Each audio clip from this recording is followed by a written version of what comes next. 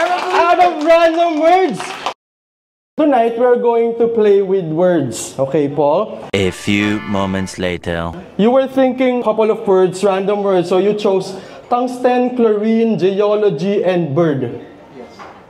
Sabi nila yung mga words na pinipili natin, mayroong kinalaman sa sarili natin. So ano kayang gusto mong gawin dito sa bird, tsaka sa chlorine? No?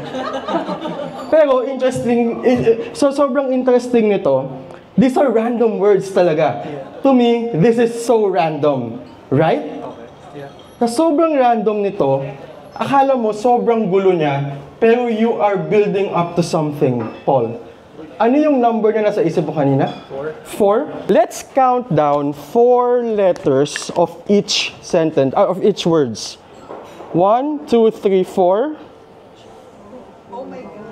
1, 2, 3, 4. 1, 2, 3, 4. L. 1, 2, 3, and 4. Ladies and gentlemen, Paul! Out of random words, you chose this one, number 4, and nagbuo siya ng gold.